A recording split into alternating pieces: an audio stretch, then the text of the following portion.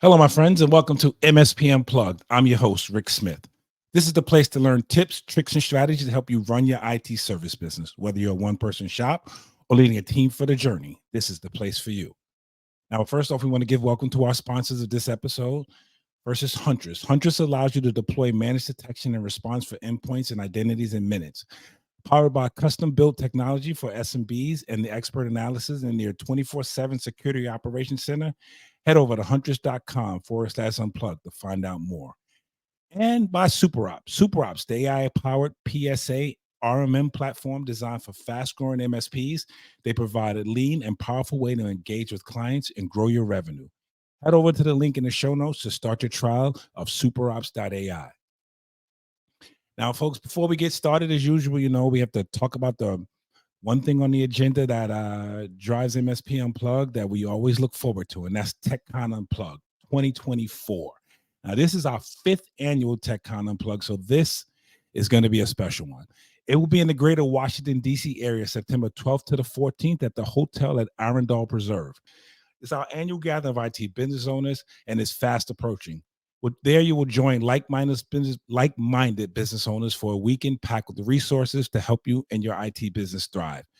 Your tickets include over 25 educational sessions, 2 networking events, and after-hours entertainment, all expo hall meals, refreshments, and happy hours, automatic interest into generous show raffles and giveaways. And you're going to walk away with some concrete action items to take to your business to the next level. Now, our discount tickets are on sale May 31st. Our discount tickets are on sale through May 31st. So head on over to techconunplugged.com, and we look forward to seeing you there. All right, a rough time, but we got through it there. I want to introduce our guest today.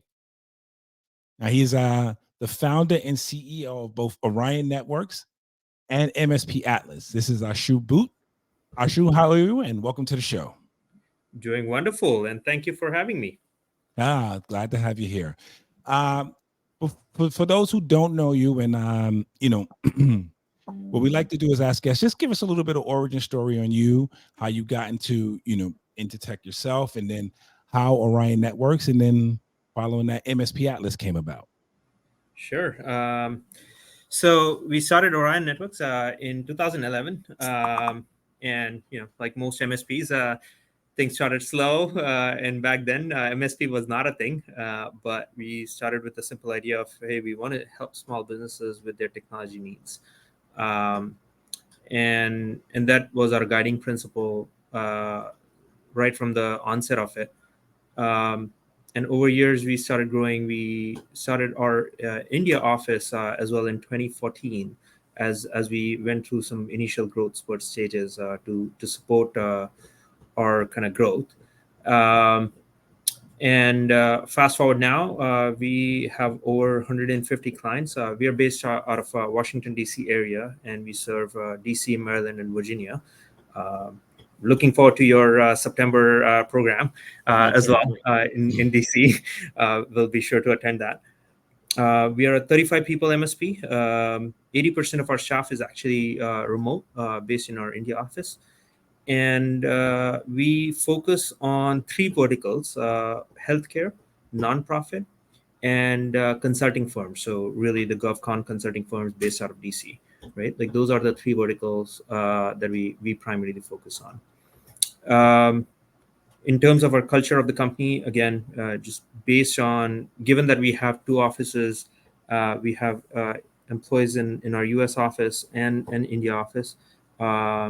We focus a lot that the fact of the remote culture since COVID that majority of the companies have adopted. We had that going all the way back to 2014. So a lot of the practices we introduced over time to bring our teams together and really have them work as one team, regardless of the geography, helped us a lot. Mm-hmm. Okay. Well, I have a quick question. So you started in 2014. So when you started, you were did you start as a larger organization, or was you small and eventually grew, or how'd that work? Right. So we started actually in 2011. I'm sorry. Okay. Right. And then we started our India office in 2014. Okay. back then I think we were 3 or 5 people MSP.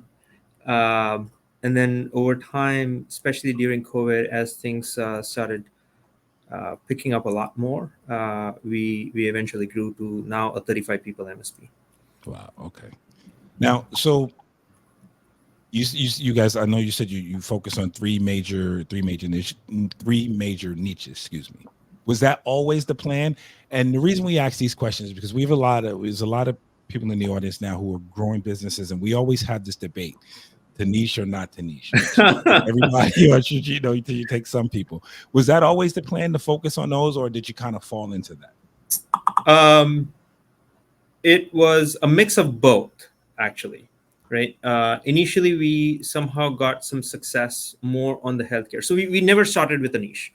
Right. Okay. We started with like, hey, we started with the idea of like, okay, we gotta help small and medium-sized businesses, right? And then it so happened that our initial set of clients were more healthcare focused. So that automatically became our niche.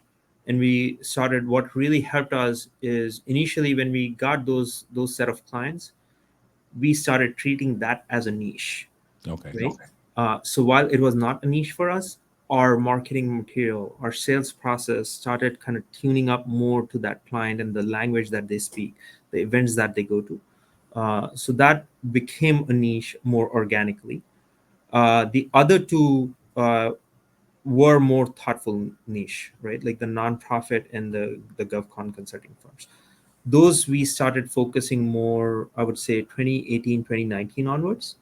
And again, it was not like one big bang theory kind of thing, right? Like with one big bang, like, okay, hey, on 5th of January 2018, we said nonprofit will be our niche. Uh, there's a lot of test and learn that went into it in terms of, okay, did this work? Does this work, or does not work for us? Okay. Right? We went through a few other verticals testing as well in that phase. And then eventually we're like, okay, this is kind of our mojo, right? The nonprofit and the GovCon. This is where our focus can be, and our marketing and our value prop really resonates with that vertical.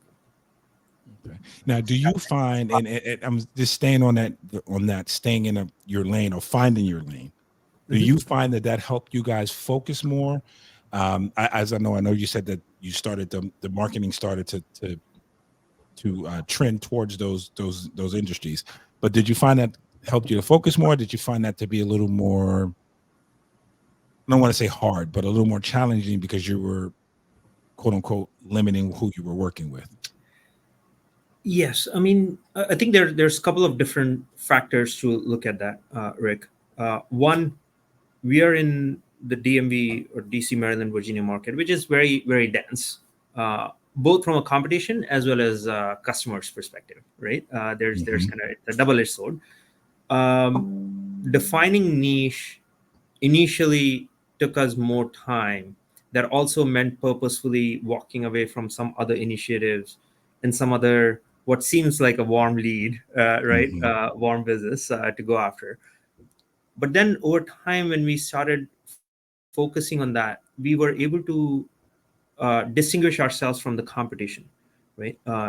There are so many MSPs around us, and if we put ourselves in our client shoes, a nonprofit, if they're looking for their next MSP partner, they're going to go with somebody who knows what nonprofit is like, working with them like, right? What are the challenges of nonprofit? Because we are not just managing their technology, we're helping them solve their business challenges, right? Which until and unless you don't know and are speaking their language, that relationship can get pretty tough, right? It's I give an analogy of an MSP is almost like a marriage, right? With a client, because you don't break those up very easily, and there's a plan. And if you get married to somebody who you cannot understand the language or where they're coming from, it's a much more uphill battle, right? So and the clients see that when we tell them upfront, like, hey, we specifically operate in your vertical. I can see their eyes lit up. Right? Oh, okay. So you understand where I'm coming from. I don't have to explain you that money is tight for nonprofit, right? Like every month matters. Um, or for GovCon, compliance is needed, and here's what's needed on compliance front. So those conversations become a lot more meaningful, and our closing rate becomes a lot better on those. It makes sense, and that's good. Like as I said, we had this conversation on this show a lot about people starting out, if they should focus on an area. I happen to be one that I've fallen into some companies that we end up doing more business with, and I think it's for the exact reason you say. If I go and meet with them, I have a little bit more knowledge of what they're facing because I have some customers that are doing it. But we personally try not to niche ourselves down. But I can see where, again, and this is food for thought for our audience out here. There's definitely opportunities that way, and you can become, I guess, the local resident expert in a particular area, which would serve you a lot better. Now, as you've grown, did you I know from 2011, we're now in 2024. Things have changed. The landscape of what we cover as an MSP and what the language has changed. How did you guys find that transition? We've gone from just a straight, really, antivirus and RMM and PSA on a computer to now, you name the acronym: EDR, MDR, XDR, cybersecurity, this, and So how did that, how did you guys adapt to that as time went on? I think we're frozen here. We can pause that when it comes.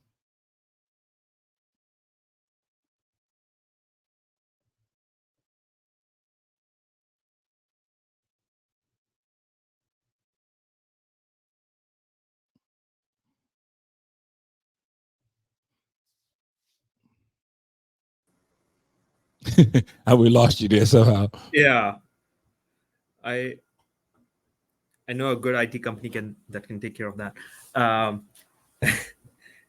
Are you able to hear me okay now? Did you get the question? I think I got most of it. Okay, you're but free. if you don't mind just repeating it for the flow. Yeah, I'll do it again. Okay. Over the years, as starting in 2011, we're in 2024 now. So, our vocabulary has progressed a bit. What we're offering has changed somewhat. Back in 2011, I can remember we just focused really on an antivirus, RMM, and a PSA to say. And now we have all of these different terminology. We have an MDR, XDR, EDR. We focus on cybersecurity. We focus on backup and recovery. I guess the question I'm asking is, how did you implement those adjustments into the MSP as those changes came? And was that a challenge, I guess, introducing these new forms to customers? Man, there's so many questions in there. Sorry about that. But yeah, I mean, I think the beauty of our industry is, in a technology domain, things are going to keep changing, right? And for most of the MSP owners, I feel they should be in the business if they love the change. If they love, like, hey, no days and the months and the years are same, right? If you as an MSP owners think like, okay, things are going to be constant, like this is not the right industry or right business to be in, right? So the change is exciting. We focus ourselves on like hiring people and making sure our team is energized by that change and driving that change, right? One thing that has helped us is every year towards end of the year, we come together as our leadership team and like team of senior engineers, evaluating what is the next thing that we are going to focus on next year, right? That helped us a lot in terms of what are the emerging trends, and some of the trends have come from our engineers or like level one engineers as well. Like, hey, about this MDR, I keep hearing a lot about security. What do we do? And just staying in forefront of that and also being excited about driving those changes, then reacting to it has helped us a lot, right? What the if we get daunted by that change, the change is going to happen no matter what, right? If you get daunted by it, then we are falling back away from that MSP to the break fix company. We are being reactive essentially, not proactive. So I think that mindset of, hey, change is going to happen and I'm going to be the driver of the change as an MSP is very important. And understanding the industry from that angle is crucial. The second piece is, in MSP, you're one client call away from your day or the week changing and what you want to do in the week, right? Most MSPs can identify with that.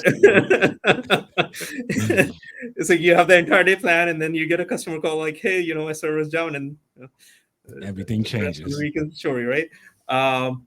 But still making space for learning that change and learning these new technologies. Copilot, a lot of people talk about AI, and there's a lot of chatter about AI, but making space and time to actively learn what Copilot is or any of the AI stuff is and how it's going to impact your customers is very crucial, right? Unless and until you don't spend time on that, you won't be able to help your clients, and eventually you'll be kind of either price out of the market or get out of the market, because there is another MSP that is doing that and will start offering that, right? Yeah, oh, I'm sorry. Yeah, no, go ahead. No, I'm glad you brought up Copilot, because that leads into my next question about AI. Now, as MSPs now, we're seeing a lot more opportunities with AI. Some of us are comfortable with it. Some are, not ready to embrace it yet. But as an MSP, how do you see the emerging usage basically of AI? I know you talked a little bit about Copilot. Paco is really testing it out right now himself as well to to help advance his business. I have been a little shy, and all the information I get comes from Paco, and I'm slowly starting to make the turn towards it. But for you guys, when you see that, like, how are you introducing AI to your business? I think if I take a step back, there's kind of phases of it. We first started using AI more internally than with our customers. Unless and until our engineers don't know how to use what it is and what's kind of the most effective way, there's no point in suggesting that to the client. Right. And the very first place we started using it about a year and a half ago is on our marketing effort and automating that, how long it takes to write copy. And our marketing agency has been pretty awesome at it, in adopting it as well and enabling it. And then slowly we started introducing it to our engineers. So even our L1 engineers, we basically have a ChatGPT account that our L1 engineers now use actively to query and kind of solve the day-to-day tickets and issues that they get, right? Just getting the suggestion. It's like, okay, hey, instead of talking to a senior engineer and getting guidance on a particular ticket, they can ask ChatGPT, and it's beautiful, right?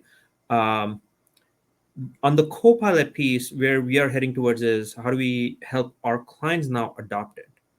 I akin it to, back in the days, some of like our healthcare vertical. They used to do all paper filing, and then they moved to EHR, and that change has been phenomenal to their industry. Right. I think Copilot will bring the same thing. All their pieces where, simple thing as Office 365, a lot of their teams struggle with, like, we get a lot of requests like, hey, how do I do this in Excel? Or how do I recover like my Word document, right? Stuff like that. We are enabling to self-learn them or use Copilot to self-solve, right? Which is a great outcome for them as well as us. It reduces the burden on our help desk to help with them. And our first path, like our very practical kind of thing, next step there is just start training our clients on Copilot. So we have started offering, hey, we'll come out to your site educate people how to use Copilot, or educate people how to use AI, how it can be beneficial for them on their day-to-day functions, and we pick some practical examples. So we talk to our POCs in terms of like, hey, what are the struggles that folks will are dealing with on day-to-day basis in their productivity softwares, and then use those examples in the trainings to really show them how they can use Copilot or things like Copilot. Right? Makes sense. Yeah. No, go ahead. I'm sorry. No. So I think majority of the MSPs or even companies are struggling with what is, I mean, I hear a lot of chatter about AI, but how do I practically use it?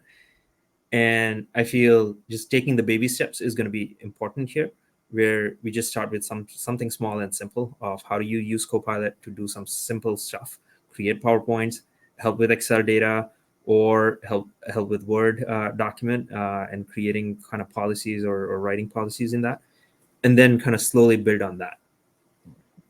Yeah, and I think it's crucial what you said. Going back, the first thing to do is introduce it in your own organization first, right? So let's know what we're doing and know what the benefits are from a user standpoint, and then we can go back and deploy, and then we can go and deploy it to our clients and get them to understand, have a base to train them on what we're doing and how to get it. One of the things we find, and you may or may not, depending on the industry or the client base, one of the things we find is whenever we try to introduce something new, there's some resistance to it, right? There's some resistance to, I can remember from saying, hey, you're going to get better just from moving from calling the help desk all the time for support than putting in a ticket, because I say you'll get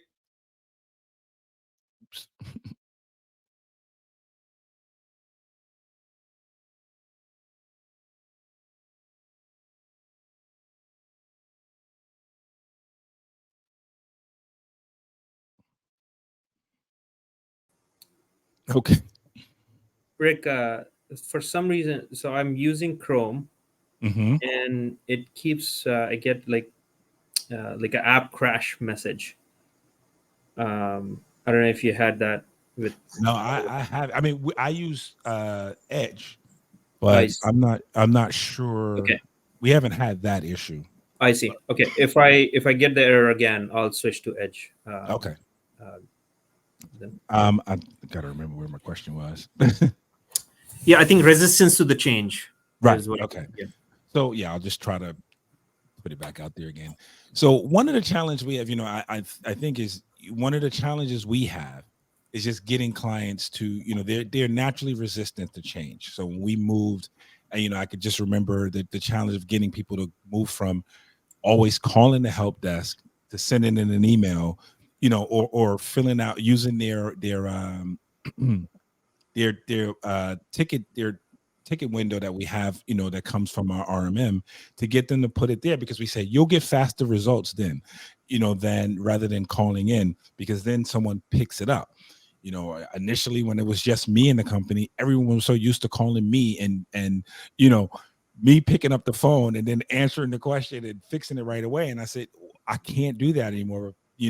So it's that the resistance to change, and we've created a database to say, hey, so when you log in to your portal, here's some quick answers to some things, and they're like, I'd rather just call you and you guys fix it. So that resistance to change is one of the challenges in MSP we have to overcome. Is that something you guys have seen? Absolutely, and not every organization. There are some organizations which are fairly forward leaning, and they are coming to us asking like, hey, how do we use it? And then their majority of the organizations are like, oh, I would rather use the same process. Mm-hmm. I think you have to use it on case by case basis of which organization has what kind of culture, and then also look at it from the benefit that you're providing, right? Like what's in it for them, right, to use this or go through this change. In some cases, unfortunately, having that change come through tops down also helps retrade that, right? So again, there's no one template of, okay, this is going to work. It's more, what is the client you're dealing with, how you're dealing with them, and what's their culture as well. and based on that, kind of coming up with that change template.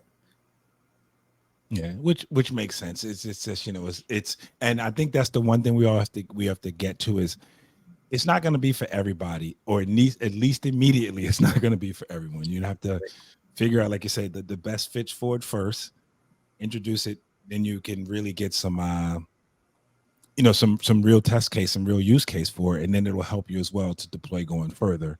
Eventually, of course, we would love to have everyone doing things exactly the same way, but that necessarily doesn't work all the time. I know in our RMM, or in the PSA portion of this, we have notes for every client. Won't do this, resistance to this, do it this way, so that the techs know essentially, how to approach how to approach solving the problem. Because some of us will say, hey, if you just click your help button and go right in there, there's the instructions on how to do X or how to do Y, how to do Z. Some of them are fine with it. Others are extremely resistant to it. Yeah. It's like, what do you mean I have to do this myself? Why can't you do it for me? And we've all been there. Yeah. And that's one of the challenges we face there. As we're going to transition a little bit now to MSP Atlas. We're going to take a quick break, and we'll come back and we'll talk about how MSP Atlas came about and how that helps you and how it can help other MSPs. Absolutely. Over the last 7 years, my MSP has partnered with Huntress as our go-to security platform, detect suspicious endpoint activity, and uncover hidden adversaries. If you've heard recently on several tech news outlets and subject matter experts, they're all saying the same thing. You have to have an EDR. That's why we've partnered with Huntress. I cannot tell you how many times we've onboarded a client through the agent on and all the fun that we found for us to clean up. It's no wonder why Huntress has been awarded one of the leading security solutions by G2. You'll hear comments like peace of mind or Huntress, the company that has your back. It's all thanks to their experts in their 24/7 SOC. It's the needed second set of eyes that we need. Not to mention, you receive detailed incident reports packed with expert insights written for all skill levels. To find out more, head over to huntress.com/unplugged for a trial so you can deploy in minutes with zero user disruption. Tell them that we here at MSP Unplugged sent you.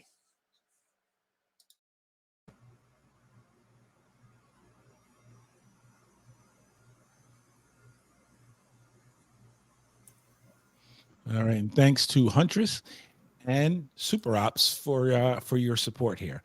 Now, Ashu, as we transition now, I know you've started a second business, and that's MSP Atlas. Tell us a little bit about that and how that came about. It really came about by one of other MSP owners in my network when I was talking to them, and this was like 2020 when we were having all the fun of COVID and challenges with tech resources, right? And we were chatting about our India office, our operations there, and how it has really helped us navigate the nuances and the challenges on hiring and resources and so on. And the owner asked me, I was like, hey, would you be willing to hire a tech for me? I'm like, absolutely. Right. And we hired an engineer dedicated for him. We went through the process and all that. There were some pains in that in terms of just learning how that process would work for somebody outside our organization, right? And that MSP owner was really helpful, and I almost treat him as my business partner in this venture. He has been my sounding board, and then eventually, once that worked and we worked out initial kinks of like, okay, how do we manage the culture, right? Like the onboarding process, just like those details. We're like, okay, this is great. And eventually for that MSP owner, we now he has about 4 engineers from MSP Atlas. We're like, okay, this, if it works for one, it works for everyone, right? So we spun that into a separate company, MSP Atlas, where we hire dedicated engineers for other MSPs. And essentially we take the entire hassle of hiring an engineer and ease up the managing of that engineer on an ongoing basis. And these engineers work out of our office. Again, it's an office environment with an active management. We have a manager overseeing and just handling kind of day-to-day HR issues, right? Like, hey, are they coming in? If there's vacation, how do we manage their vacations? Are they putting in the right amount of effort, managing the cultural aspect of it? So we kind of handle all of that. Okay, so these engineers, are they come in, I would assume you can hire in different levels of 1, 2, and 3 techs, or? Right. So you can hire tier 1, tier 2, tier 3 techs. And over time, we have also introduced now account managers and kind of back-end billing positions as well. So even the back-end and the horizontal processes, those you can have, like billing. I don't know if about other MSPs, but my billing process used to be like really scary. I used to spend about a week just reconciling everything and managing it, and then forget about like following up on the overdue invoices and all. So our billing people sit there, and they are like our full-time billing people, right? And that just helped improve all our processes a lot. And we could also put in a lot more standardized process, given that we are not using same resource for all the specific processes, if that makes sense. Yeah, that makes sense. Now, in terms of these engineers, I guess this is a 2-part question. It kind of falls together. Can you hire them both part and full time, and are they dedicated to just your MSP? If you hire, so if I hired an engineer from MSP Atlas, is he or she splitting time, or is that just the dedicated to Renactus technology? Yeah, lost him again.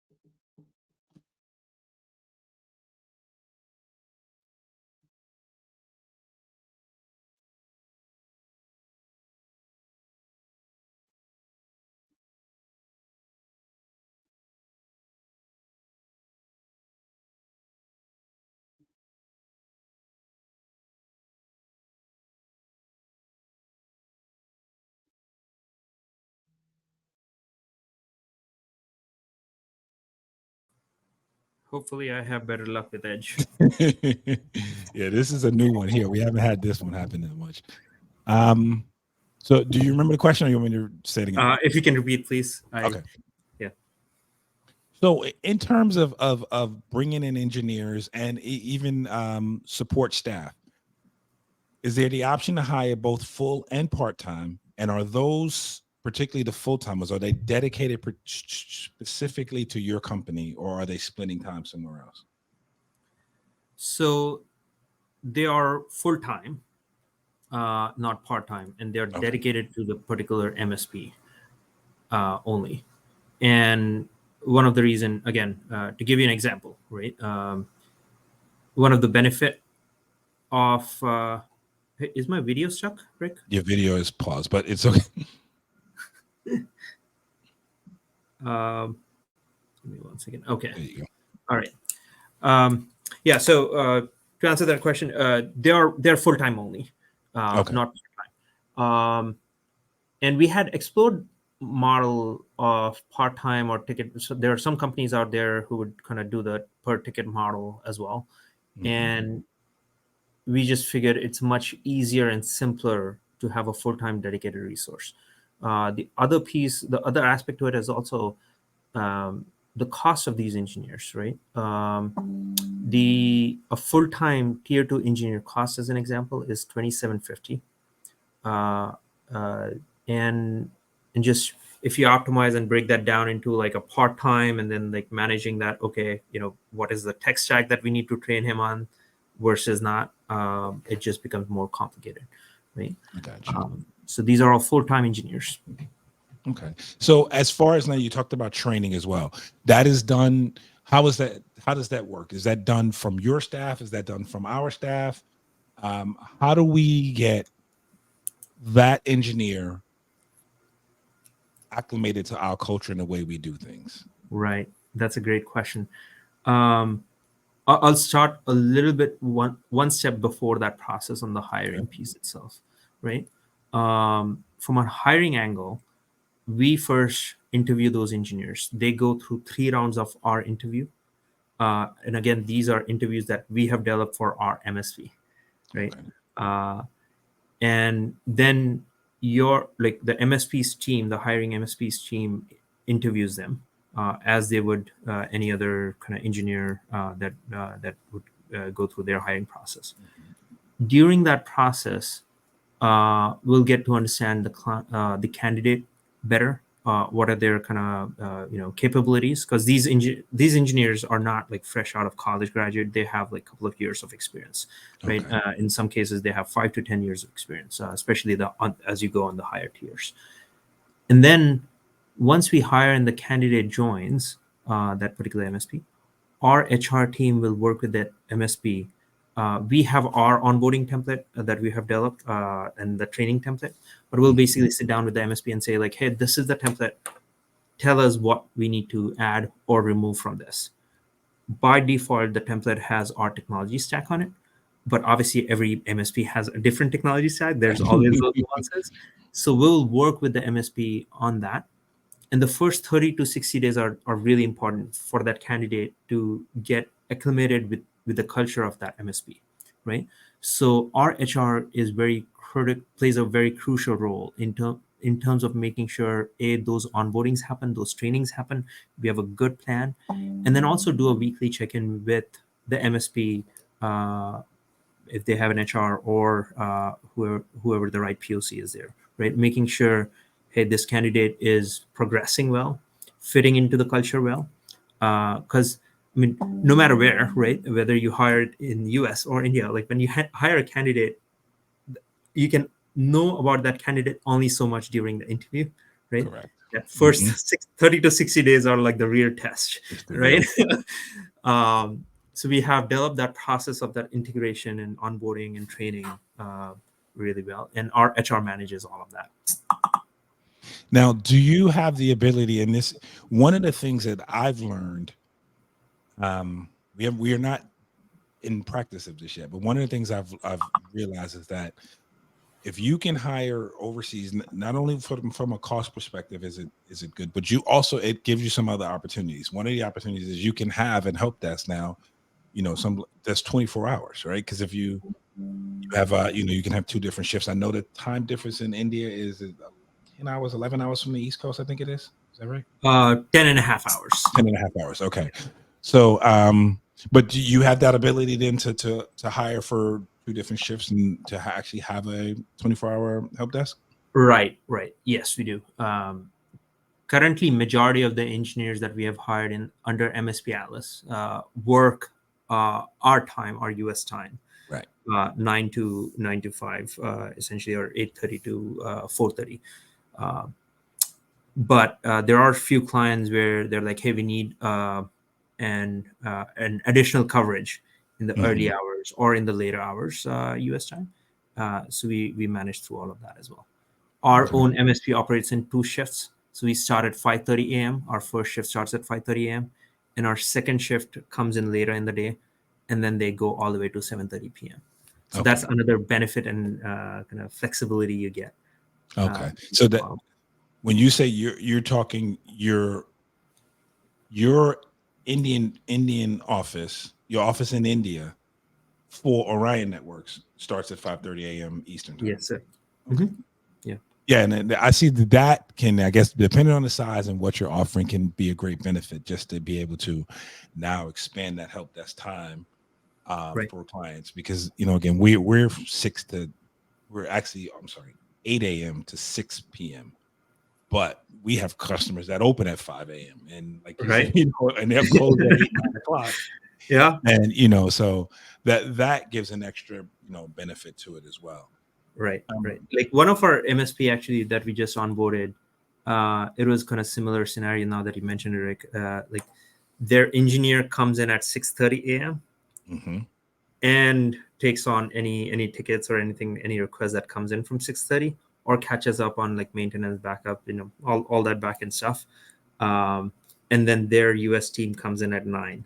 So they have this coverage, extended coverage through that. Okay. Now I wanted to talk a little bit. You talked about when we think about having basically help overseas, we only think engineer, but you gave a little twist on that. There's your back end stuff too. So tell us just a little bit more about the back end portion of it that's available. Right. So I really started experimenting. We started with the engineers. It's like that's the first thing you need to solve for as an MSP, right? And then I think in 2018, I was like, I wonder if we can do sales as well or account management as well. I tested with sales, and that didn't work out. I'll be the first one to say it. Right. Some of these tests work out well, and some of them don't. Mm-hmm. That was one that didn't. And I was like, okay, sales doesn't work out. What about account management? So we hired our first account manager in about 2019 and learned and iterated on that process in what kind of candidate you need, what kind of things you need to assess on, and so on and so forth. And now our account managers are all in India, right? And we are able to value add so much to our clients with that, because now we can afford to have bi-weekly meetings, bi-weekly check-in calls with all of our clients. And I say all 150 clients. Oh, okay. There's at least a bi-weekly or a monthly check-in with all of them. And some of those check-ins are just like, hey, how you doing? Just wanted to check in, see everything's great. Just a phone call, right? But the client feels like heard. The client feels like, okay, my MSP is not somebody I've not interacted with for years. They have proactively checked in. And not somebody I just send a check to every month. Yeah, exactly. Right. Mm-hmm. So that one really worked well. And again, I mean, the primary thing in the success is making sure you have a good account management process as well. Right. Our account management process is pretty standardized in terms of like our account manager knows like, okay, if a client comes in, here's the checklist, here's the head checks, what to follow on and all that stuff. Right. So that helped a lot. So all our account management is kind of trued up to that. And then on the billing side and the backend process side, we have that. The third aspect is also projects. I know that is always bane of our existence in terms of projects, and a lot of MSPs use their help desk engineers alongside with project, and that can go really well or like really bad as well. We've seen it. Right, exactly. So we also have a project team where you don't need as great outcomes, but you need like really good technical people along with the project management skills. So we also have project managers who will like manage the project board, what project needs to go where, how many resources are you allocating, and all that good stuff. Okay, sounds good. Now, as we wind down here, I want to ask: is there anything you think for either Orion Networks or for MSP Atlas that we didn't cover that you think that our audience would benefit from? Yeah, I mean, I think one piece of advice I would have is whenever I talk to a lot of MSPs, they're like, oh, I don't know, my clients, how would they react to with a remote engineer? Like the entire world, if we look around, we're as MSP owners, we are so much focused into our client book.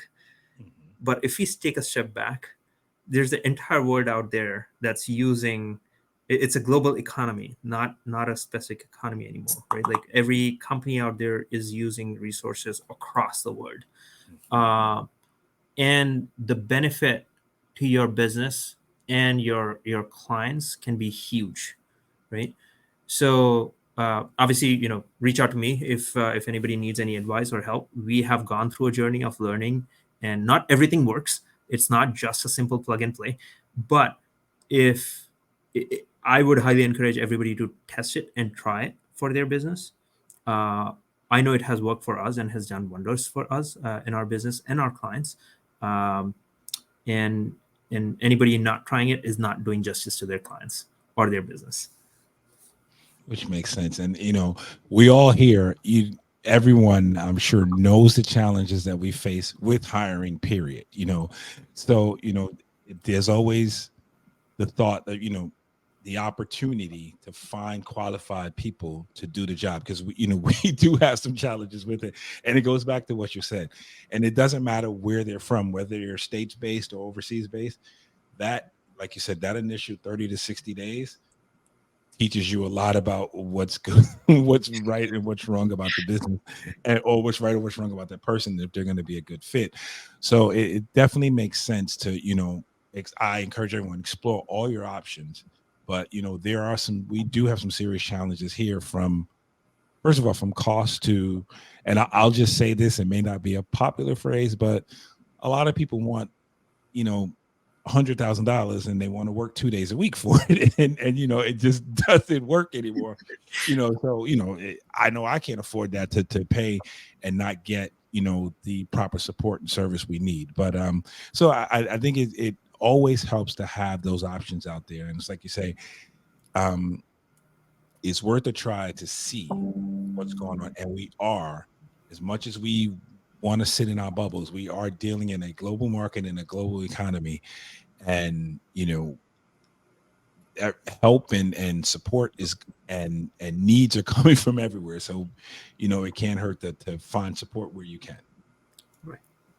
But Ashu, I want to thank you for your time today. I want to thank you for telling us both about both your companies, about Orion Networks and about MSP Atlas. I'm just going to wind down here. For everyone who follows us, we do thank you for coming. You can tune in every Tuesday and Thursday. Watch the video podcast on youtube.com/MSP Unplugged. Do us a favor, like, subscribe, hit that notification button to be notified whenever a new episode's available. Now, if you think we have the face just for radio, you can always take us on the go. We're on your favorite podcatcher apps, Amazon Music, Spotify, and Apple Podcasts. Thank you for listening, and we'll see you next time on MSP Unplugged.